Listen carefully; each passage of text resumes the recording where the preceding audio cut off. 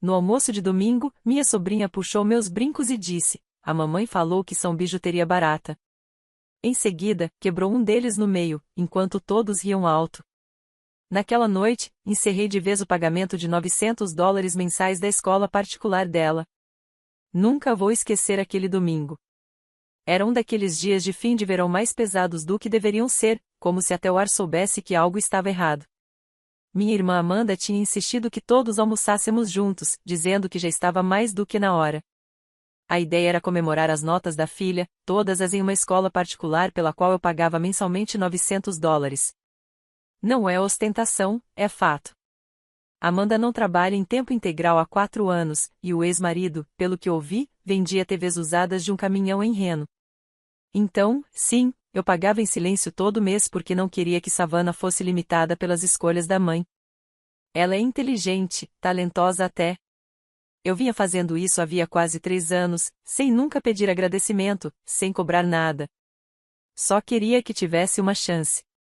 O almoço deveria ser uma celebração, mas virou uma emboscada familiar. Começou pela comida. Amanda serviu lasanha congelada como se fosse um banquete sofisticado, e minha mãe trouxe uma garrafa de vinho comprada em promoção, já pela metade quando chegou. Meu padrasto, Glenn, estava na 3ª cerveja antes mesmo do pão de alho ir à mesa. Tudo parecia forçado demais. Amanda sorria sem motivo, como se tentasse nos distrair de algo que ainda não sabíamos. Sentamos para comer e a mesa virou uma versão mal feita de sitcom. Minha mãe não parava de comentar que Savannah estava destinada a entrar na Ivy League. Glenn fez algumas piadinhas cansadas sobre eu ainda estar solteira, morando em um bom apartamento. Amanda quase não falou nada, apenas continuava enchendo a taça de vinho. Então, em meio a toda aquela alegria forçada, Savannah se levantou atrás de mim. Eu nem percebi até sentir a mão dela roçar meu pescoço. Quando virei, antes que eu pudesse reagir, ela puxou o brinco esquerdo da minha orelha. Não foi brincadeira, não foi acidente, simplesmente esticou a mão e pegou. Perguntei o que ela estava fazendo, mas ela não respondeu. Apenas ergueu o brinco, como se estivesse examinando pela primeira vez. O silêncio tomou conta da mesa. Então ela me encarou e disse: "A mamãe falou que isso é bijuteria barata. Você finge que é de verdade porque ninguém nunca te deu nada bom." Ela nem piscou. Apenas quebrou o brinco, dobrando-o até partir ao meio. A mesa explodiu em gargalhadas. Glenn soltou uma risada alta, quase como um latido, como se fosse a coisa mais engraçada do mundo. Amanda escondeu o rosto atrás da mão, fingindo choque, mas eu vi o sorriso dela. Minha mãe não disse uma palavra, apenas se serviu de mais vinho. Fiquei ali, segurando o brinco quebrado na palma da mão. Queria dizer algo, mas nada viria que não me fizesse parecer ainda menor do que já me sentia naquele momento. Aqueles brincos foram o último presente que meu pai me deu. Comprou em um penhor quando me formei na faculdade. Ele morreu 6 meses depois. Amanda nem sequer foi ao funeral. Me levantei, pedi licença e fui ao banheiro. Tranquei a porta e fiquei encarando o espelho. Não daria a eles a satisfação de me ver chorar. Nem uma lágrima. 10 minutos depois, voltei, passei pela mesa, agradeci pelo almoço e fui embora. Naquela noite, abri o notebook, entrei no portal de pagamentos da escola e cancelei o débito automático. Sem emoção, sem dúvida, apenas fim.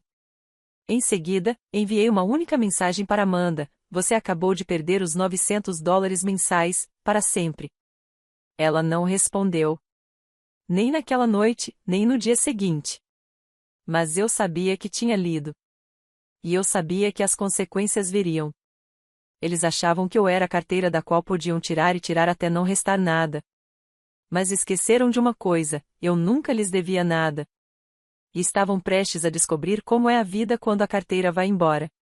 Amanda não mandou mensagem na manhã seguinte. Nenhum pedido de desculpa, nenhuma explicação. Eu não esperava, mas parte de mim ainda tinha a esperança de que ela ao menos reconhecesse o que tinha acontecido. Em vez disso, na noite de segunda-feira, meu celular começou a pipocar, mas não por causa dela. Primeiro foi minha mãe: "Você precisa parar com essa besteira. Savannah é só uma criança. Ela não fez por mal." Depois, outra mensagem: Como se estivesse montando um argumento: você vai mesmo tirar a educação dela por causa de um brinco? Em nenhum momento ela perguntou se eu estava bem. Em nenhum momento mencionou que Savannah havia quebrado algo que tinha pertencido ao meu pai. Não respondi. Li cada palavra, fiz print e guardei em uma pasta que criei no celular. Justificativa, um lembrete para o meu futuro caso eu algum dia amolecesse. Depois veio Glenn, e daí? Vai arruinar o futuro dela só porque seus sentimentos foram feridos? Cresça. Essa me fez rir alto. Glenn, que nunca deu um centavo para o aluguel da Amanda nem para a escola das crianças, de repente tinha muito a dizer sobre as minhas responsabilidades. Então permaneci em silêncio. Na terça de manhã, Amanda finalmente quebrou o silêncio com uma única palavra: sério. Só isso. Nenhum pedido de desculpa, nenhum sinal de arrependimento, nem sequer uma tentativa de fingir que não sabia por que eu tinha cortado o pagamento. Apenas uma palavra passivo-agressiva, como se eu tivesse cancelado um brunch ou esquecido de levar um prato para um encontro de amigos. Na quarta-feira, tive certeza de que ela já estava distorcendo a história. Recebi uma mensagem no Facebook de uma amiga dela, alguém de quem eu não ouvia falar havia anos: oi, espero que esteja tudo bem. A Amanda disse que vocês tiveram um mal-entendido. Ela comentou que talvez a Savannah não volte para Birwood. O que está acontecendo? Mal-entendido. Era assim que ela estava chamando. Naquela tarde, olhei o Instagram da Amanda. Ela tinha postado uma foto da Savannah sentada à mesa da cozinha, cercada de livros, fazendo sinal de paz com a mão. Legenda: garotas inteligentes fazem o próprio caminho. Decidimos seguir uma nova direção. Educação não tem a ver com etiqueta de preço. Os comentários estavam cheios de gente chamando Savannah de rainha, elogiando Amanda por se libertar do sistema. Foi aí que preparei meu próximo movimento. Amanda estava morando em um dos meus imóveis havia quase 4 anos. Um bom apartamento de 2 quartos, em área tranquila e segura, a 20 minutos da escola particular. Eu havia dado um desconto no aluguel quando ela se mudou após a última ordem de despejo. Além disso, pagava água, coleta de lixo e até ajudei a cobrir conserto quando o ar-condicionado quebrou. O contrato dela já tinha virado mensal havia mais de um ano. Então entrei em contato com o administrador do imóvel e pedi para redigir a notificação formal de 60 dias. Sem confusão, sem drama, apenas negócios. Enviei por e-mail e também deixei uma cópia na caixa de correio dela. Em poucas horas, ela respondeu. Dessa vez, tinha muito mais a dizer. Você está destruindo a própria família. Savannah é só uma adolescente. Isso não é sobre um brinco. É sobre você ser amarga e invejosa. Você nunca teve uma família de verdade, por isso não entende o que significa lutar pelos filhos.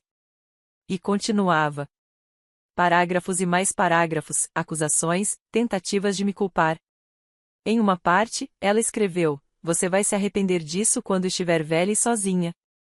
Não respondi. Apenas encaminhei o e-mail para a mesma pasta. Justificativa. No dia seguinte, encontrei minha mãe no supermercado. Tentei evitar, mas ela me viu perto do corredor do congelador e me encurralou. Pediu que eu fosse jantar na casa dela. Disse que Amanda tinha chorado. Afirmou que Savannah estava passando por uma fase difícil. Me falou que famílias brigam e que aquilo tinha passado dos limites. Respondi que não estava interessada em consertar nada. Que não estava guardando rancor, apenas tinha decidido parar de representar o papel que escreveram para mim sem que eu tivesse escolha. Ela revirou os olhos e disse: tudo bem, fique com seu dinheiro. Vamos ver até onde isso te leva. E foi só isso.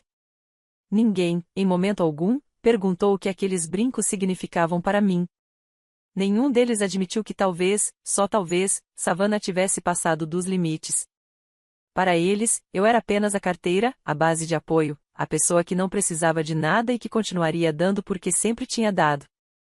Mas algo mudou naquele domingo. Eles deixaram claro que eu não era família. Eu era apenas útil.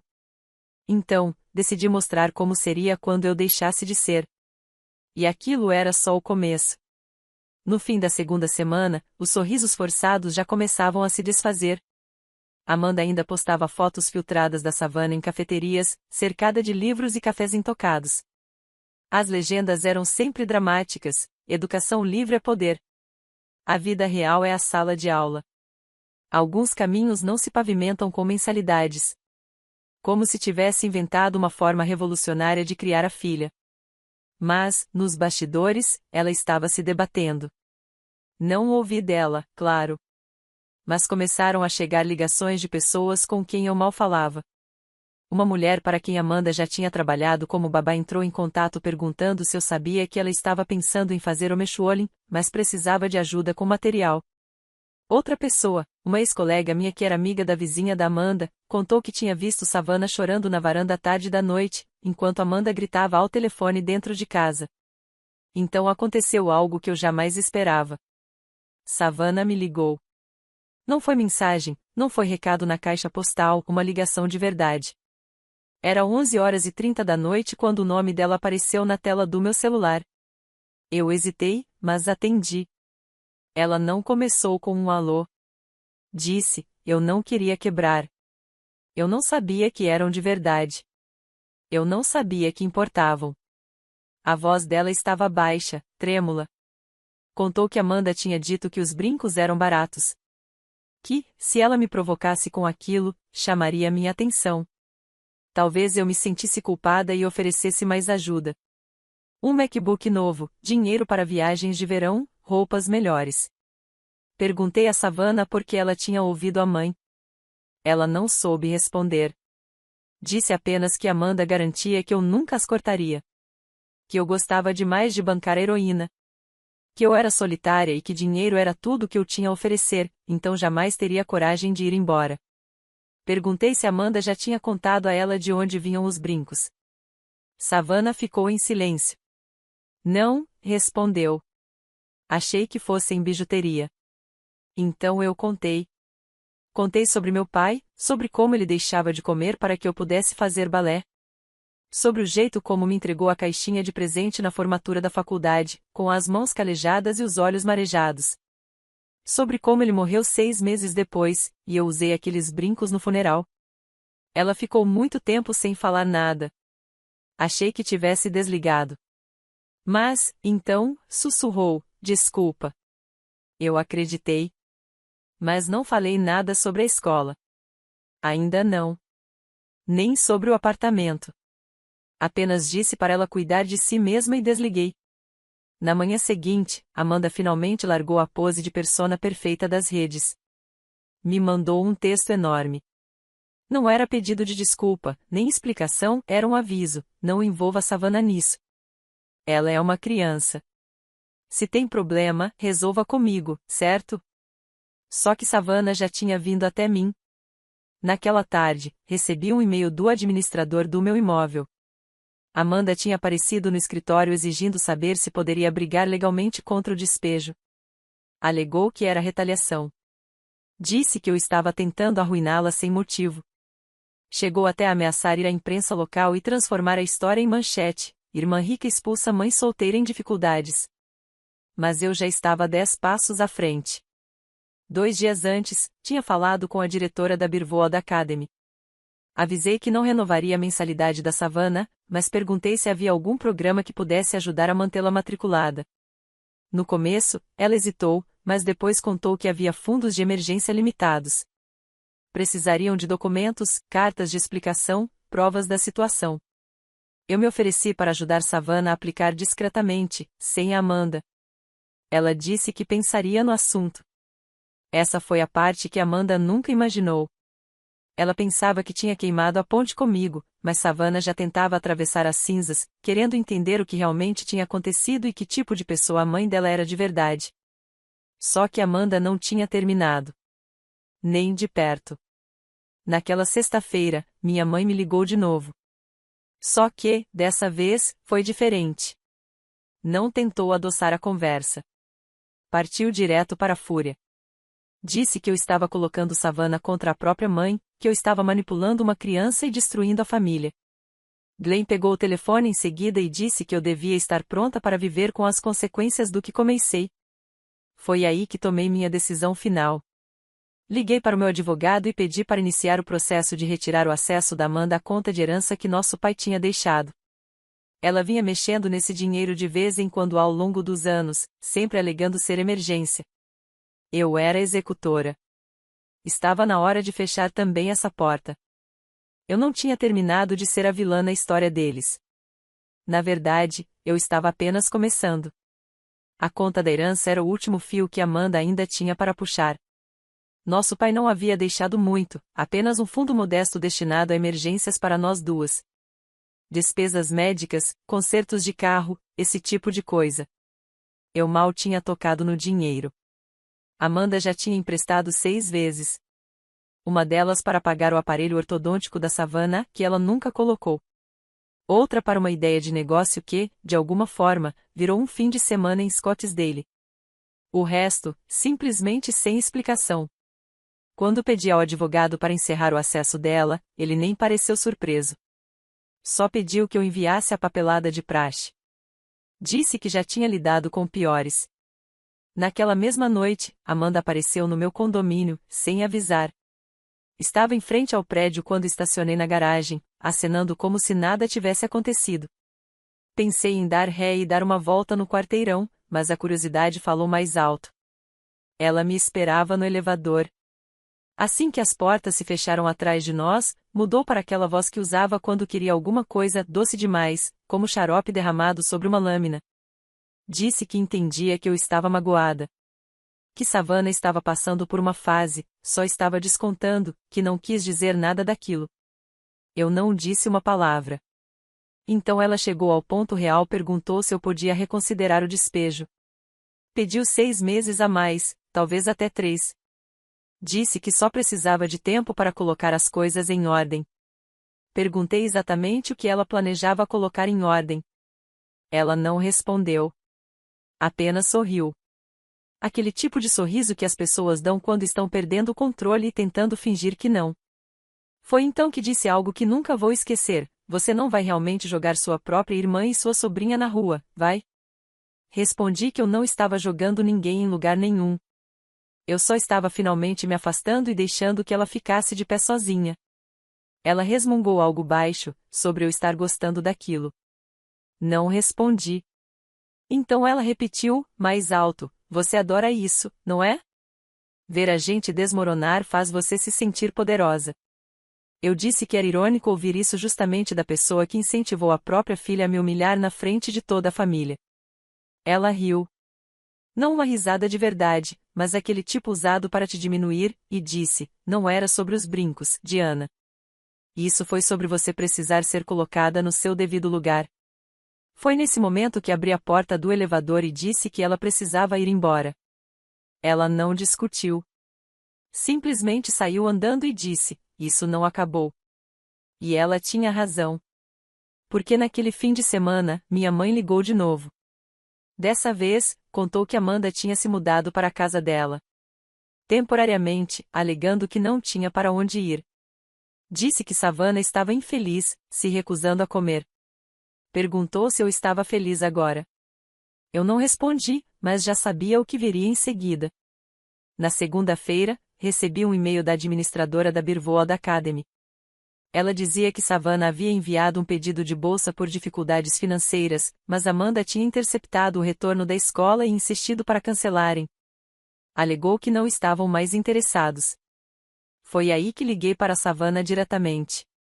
Ela atendeu do banheiro, sussurrando, e contou que Amanda tinha tomado o celular dela na noite em que tentou me ligar, ameaçando cancelar seus planos de verão, dizendo que ela não podia mais falar comigo. Perguntei se ela ainda queria continuar na Birwood. Ela disse que sim, mas não queria trair a mãe. Respondi que não era traição se ela apenas estava tentando sobreviver. Então revelei algo que ainda não planejava dizer: eu tinha dinheiro guardado o suficiente para pagar o último ano completo dela na Birwood, se ela quisesse. Sem condições, sem acordos, sem precisar de contato com Amanda. Ela chorou. Depois sussurrou: eu não sei o que fazer. E eu disse: você não precisa decidir agora. Só saiba que eu não vou a lugar nenhum. Naquela noite, recebi outra mensagem de Glenn. Dessa vez, a mensagem foi curta: você vai destruir essa família só porque seu orgulho foi ferido. Fiquei olhando para aquilo por um minuto inteiro, depois deletei. Porque o que eles não entendiam, o que se recusavam a entender, era que não se tratava de orgulho. Era sobre décadas sendo usada e depois culpada, sobre ser a confiável até decidirem que eu não servia mais. Eles achavam que eu acabaria cedendo, pedindo desculpas, oferecendo ajuda. Mas eu não ia ceder. Eu estava limpando os escombros e, quando terminasse, eles não reconheceriam a versão de mim que sairia debaixo deles. 2 semanas depois de Amanda se mudar para a casa da nossa mãe, ouvi de Savannah novamente. Só que desta vez não foi uma ligação.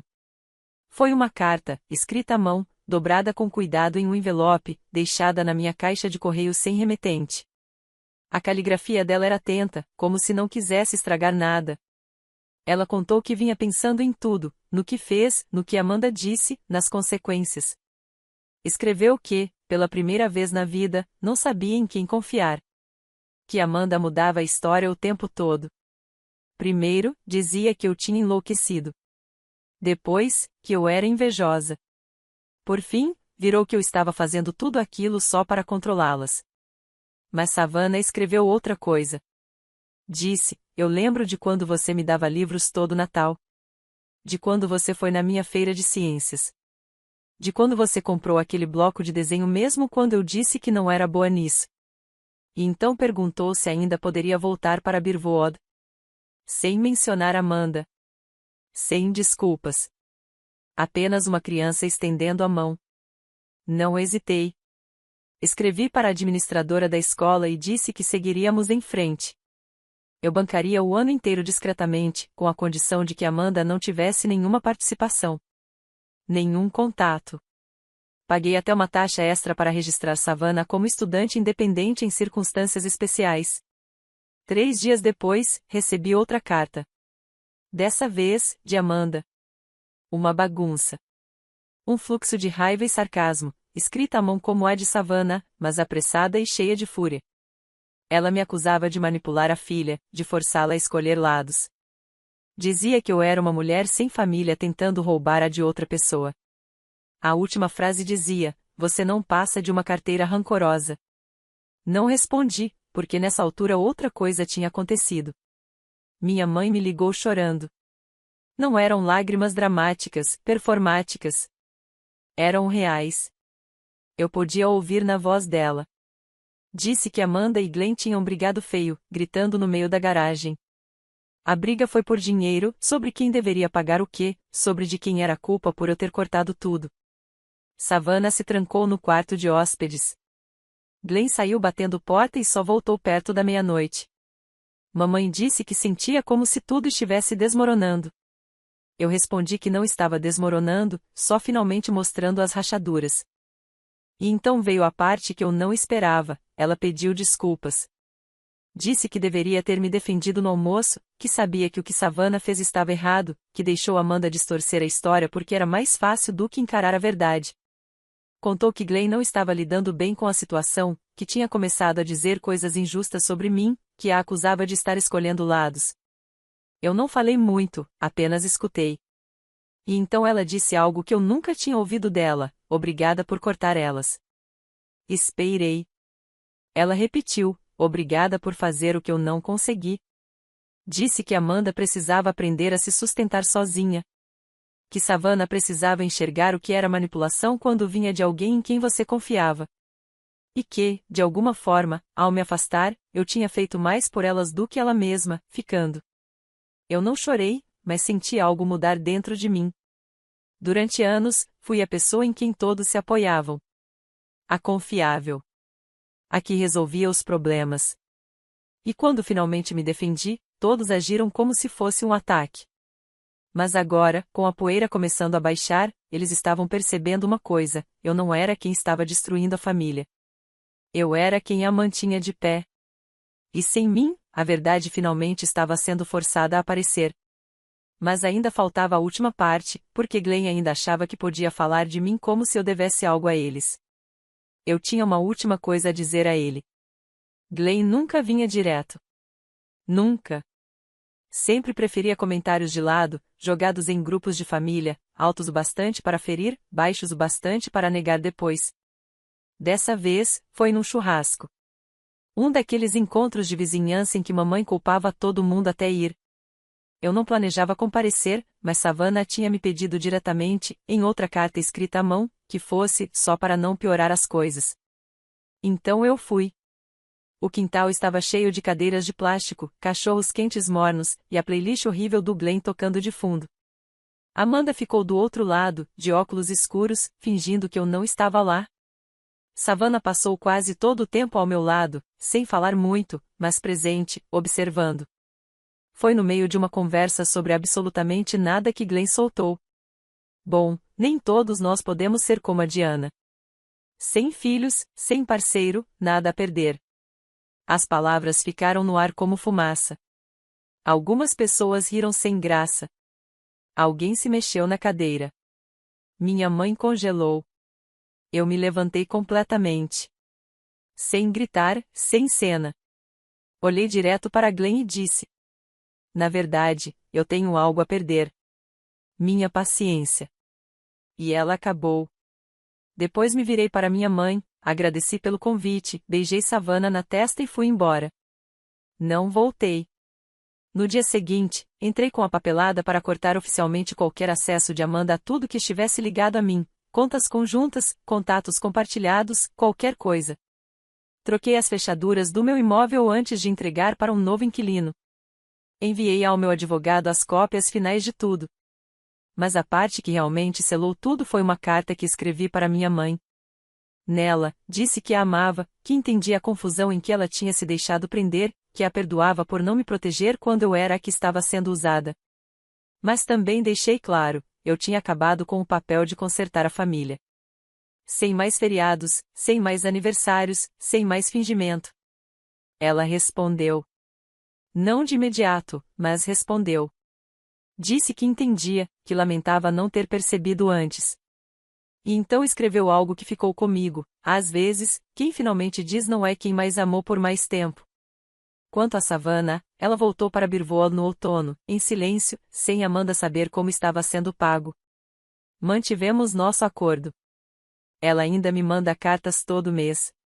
Cheias de pequenos detalhes, desenhos, anotações sobre as aulas, fotos de projetos em que está trabalhando. A última terminou assim: obrigada por me ensinar a me defender. Nunca vou esquecer. Não vi Amanda desde aquele churrasco. Ouvi por alguém que ela está com dificuldades. Foi negada em 2 novas locações. Glenn saiu da história.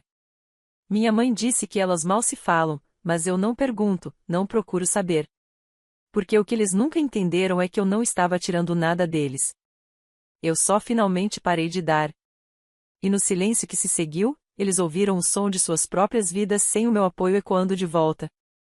É isso que acontece quando se confunde gentileza com fraqueza. Uma hora, lembram de quem manteve as luzes acesas. E nunca esquecem o momento em que essas luzes se apagaram.